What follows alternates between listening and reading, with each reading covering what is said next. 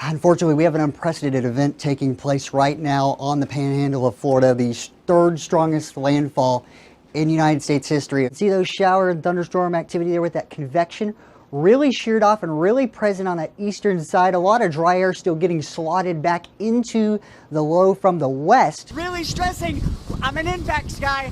It's not about what this is named, it's about these impacts. You want to heed these evacuations. We cannot forget about these cells out in front of the line, and why I'm worried about that is they've had a lot more instability in the atmosphere in portions of Alabama and Mississippi than we saw in Arkansas. We had a lot of cloud cover this morning across Arkansas. That really spared us there in the natural state. It's a lot of dry air getting slotted back in behind that system, bringing us very clear conditions, especially for tonight. 74 degrees, rather comfortable. The chances are going to be much less than we've saw over the first two games for rain or storms, so that'll be nice. It'll be kind of a trade-off though. Those temperatures will rise up into the upper 80s. Much cooler than we're used to this time of year. We're used to being in the mid 90s, so I'll definitely take 76 even if it's a trade-off with the light rain. We've seen a lot of strengthening over the last 24 hours. Look at these cloud tops. You can really see these thunderstorms really bubbling up there with the dark reds indicated right around that core. So a very mature system west of Memphis. It's going to become a problem over the next 10 to 15 minutes. We're talking winds of 60 to 70 miles per hour that will be moving into the Memphis area. It's a very dangerous situation, along with some flash flooding. Currently a strong Category 3 on approach to the Big Bend region and the Gulf Coast. 125 mile per hour winds as of the 11 o'clock advisory. And we continue to see that drop in pressure now at 947 millibars. Notice that eye, you start to see a well-defined eye as it continues its track off to the north.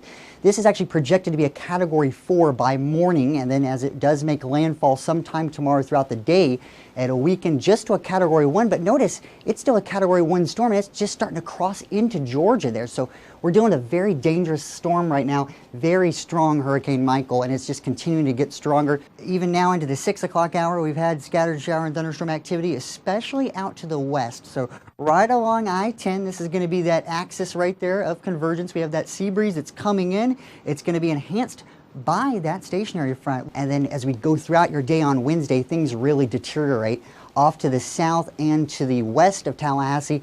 Toward Apalachicola, there's that landfall there near Mexico Beach, and we'll start to really see those winds ramp up as we go throughout the day on Wednesday.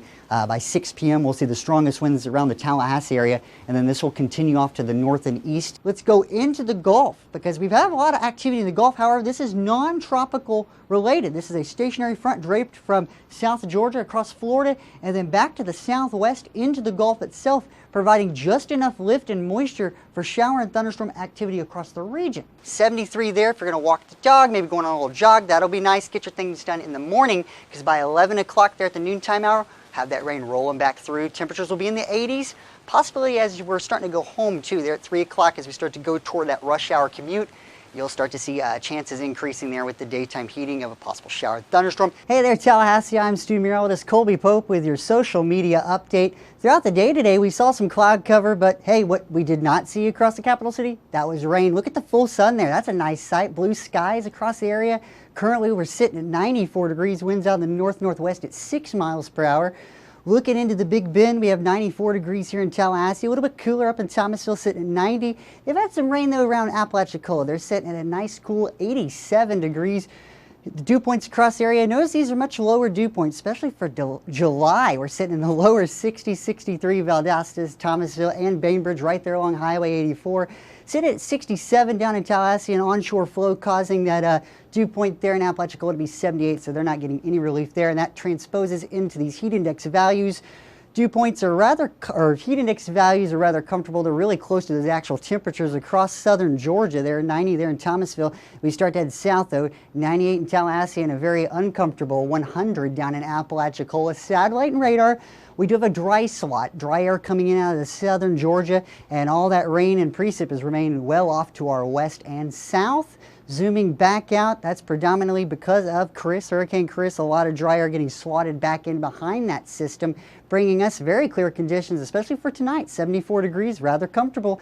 Get out for a run. This will be the night to do it. Do a little stargazing We will have not much cloud cover for tomorrow. We'll see slight chance of showers and storms, winds out of south-southeast there at 5 miles per hour. As you plan your day for tomorrow, balmy 75 will start at 7 a.m. By lunchtime, though, we're almost there at 90 degrees, so get ready to hydrate. 93 by 3 o'clock. So as we're starting to plan that commute home, you'll start to see some possible showers and storms there. And for that 7-day planner, notice 95 for Wednesday. We drop into the low 90s as we go into Thursday, Friday, and Saturday. We start to return back to that typical pattern that we like to see across the region.